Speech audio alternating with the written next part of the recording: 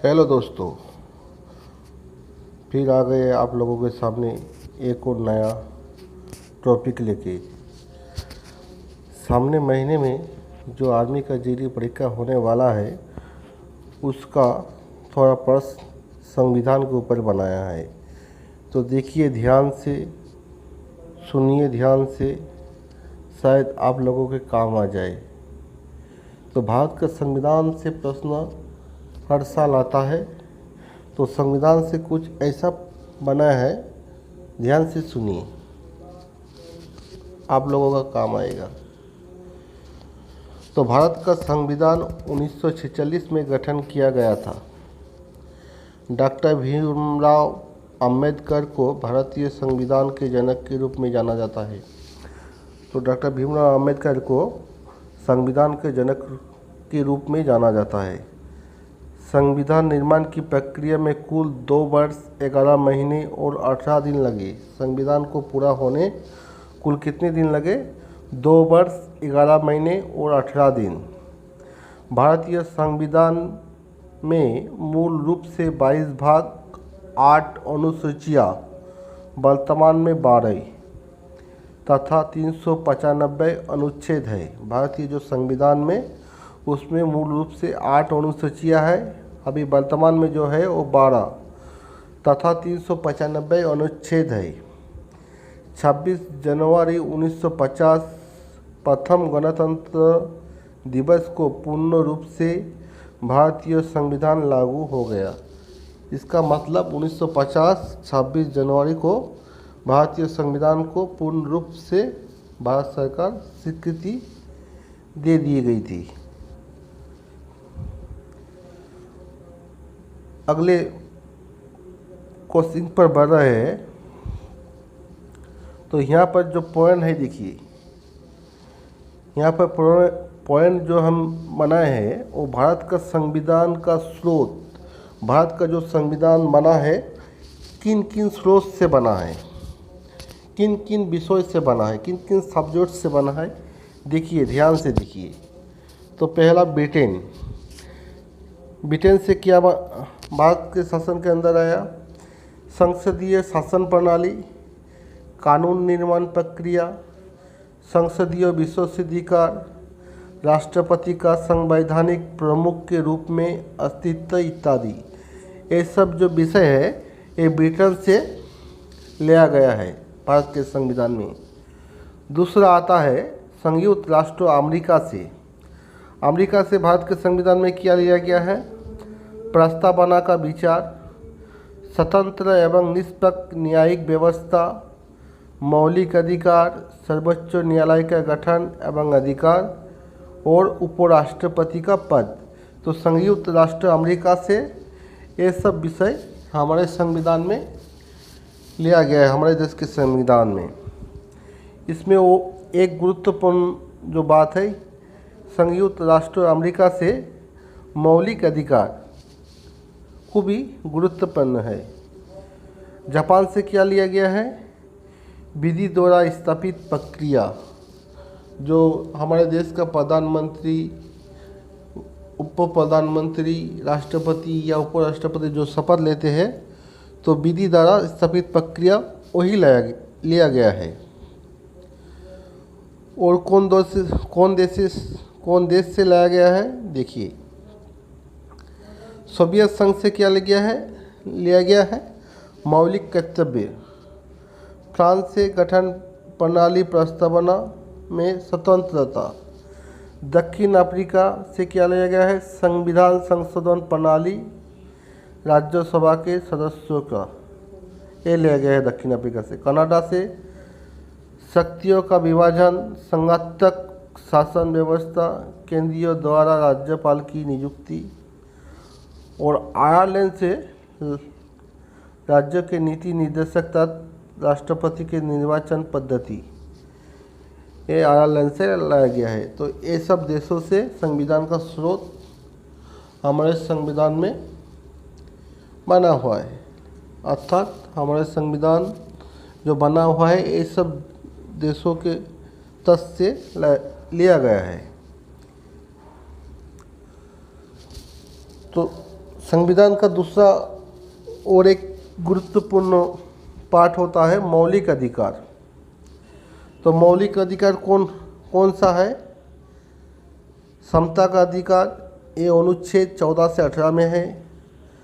स्वतंत्रता का अधिकार 19 से 22 अनुच्छेद में है। शोषण के विरुद्ध अधिकार 23 से 24 अनुच्छेद में है। धार्मिक स्वतंत्रता का अधिकार 25 से 28 अनुच्छेद में है। शिक्षा संबंधी अधिकार 29 से 30 अनुच्छेद में है। संवैधानिक उपचारों का अधिकार 32 अनुच्छेद में है। ये भारत के संविधान का जो मौलिक अधिकार है इस सब अनुच्छेद से लिया गया है। भाई इस सब अनुच्छेद में है, भारत का जो मौलिक अधिकार इस सब अनुच्छेद में है। अगले तरफ प्रश्न को और बढ़ रहे हैं। संसद, हमारा जो संविधान है उसमें एक कानून व्यवस्था देश में है संसद। तो हमारे देश में दो तरह का संसद है, एक राज्यसभा और लोकसभा। तो राज्यसभा में क्या होता है? भारतीय संसद का उच्च सदन है। राज्यसभा जो है वो भारतीय संसद का सबसे बड़ा ऊंचा सदन है। राज्यसभा में सदस्यों की अधिकतम संख्या 250 हो सकती है। 250 हो सकती है। जो राज्यसभा के सदस्य संख्या 250 हो सकती है। वर्तमान समय में राज्यसभा सदस्य का संख्या 245 है। अभी जो वर्तमान समय है, अभी राज्यसभा का जो सदस्यों संख्या कितना है? 245। ध्यान मन में रखिएगा। राज्यसभा सदस्यों का निर्वाचन 6 वर्ष के लिए होता है। राज्यसभा का जो होता है सदस्यों का कितने साल के लिए होता है? 6 वर्षों के लिए, 6 साल के लिए होता है। और आते हैं लोकसभा। लोकसभा भारतीय सदन का निम्न सदन है। लोकसभा जो है भारतीय संसद का निम्न सदन है। वर्तमान में लोकसभा की सदस्य संख्या 545 है। लोकसभा में सदस्य की अधिकतम संख्या 552 निर्धारित है। अगले प्रश्नों की ओर बढ़ रहे हैं। भारत के जो राष्ट्रीय प्रतीक है, तो भारत के राष्ट्रीय प्रतीक के पहले जो होते हैं राष्ट्रीय चिन्ह। राष्ट्रीय चिन्ह भारत के जो प्रतीक, तो अशोक स्तंभ भारत की राष्ट्रीय चिन्ह है। जो अशोक स्तंभ है वो भारत के राष्ट्रीय चिन्ह है, जो उत्तर प्रदेश के सारनाथ में स्थित है। 26 जनवरी 1950 को इसको राष्ट्रीय चिन्ह के रूप में अपनाया गया। तो अशोक स्तंभ को कब अपनाया गया? 26 जनवरी 1950 को। दूसरा जो भारत का राष्ट्रीय प्रतीक है वो राष्ट्रीय ध्वज। राष्ट्रीय ध्वज क्या है? तिरंगा भारत का राष्ट्रीय ध्वज है। जो हमारे देश का जो तिरंगा है वो भारत का राष्ट्रीय ध्वज है। भारत की संविधान सभा ने इसे 22 जुलाई 1947 को अपनाया था।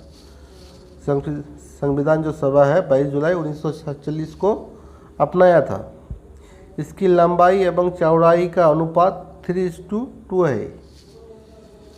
इसका जो अनुपात होता है 3:2 होता है, जो राष्ट्रीय ध्वज का, तिरंगा का। राष्ट्रीय प्रतीक अगला होता है राष्ट्रगान। जन गण मन भारत का राष्ट्रगान है। इसकी रचना रविंद्रनाथ टैगोर ने की थी, 1905 साल में की थी। अगला होता है राष्ट्रगीत।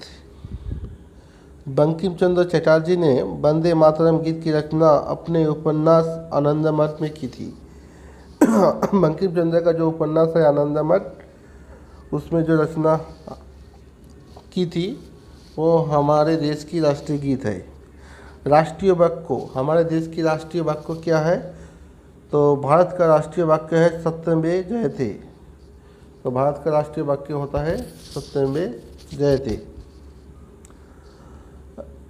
अगली तरफ बढ़ रहे हैं। देखिए भारत के प्रधानमंत्री, पहला है जवाहरलाल नेहरू, भारत के पहले प्रधानमंत्री। इसका समय काल था 1947 से लेकर 1964 साल तक।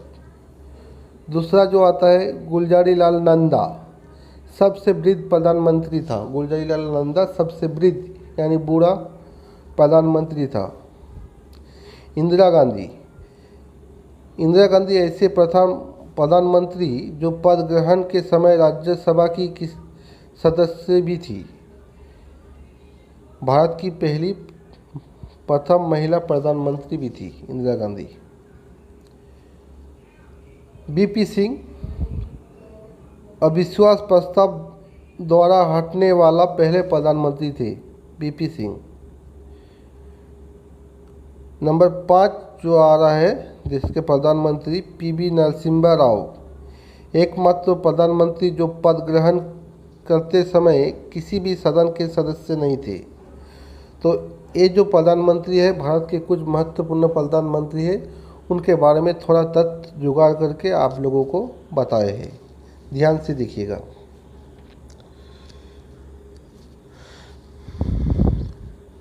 अगला जो हेडिंग है भारतीय कला एवं संस्कृति।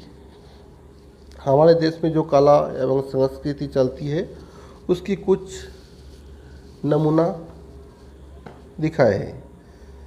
तो पहला, भारतनाट्यम किस राज्यों से जड़ित है, संबंधित है?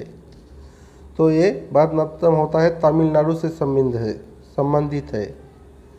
2, कथकली एक केरल से संबंधित है। मोहिनीअट्टम ये भी केरल से संबंधित है। कुचिपुड़ी ये आंध्र प्रदेश से संबंधित है।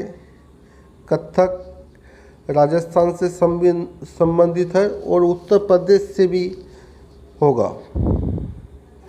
मणिपुरी जो शास्त्रीय नृत्य है ये मणिपुर से संबंधित है। तो ये रहा आज का हमारा वीडियो भारत के संविधान के ऊपर। आप लोगों को अच्छा लगे तो कमेंट करके जनाइएगा एवं सब्सक्राइब मत करना भूलिए।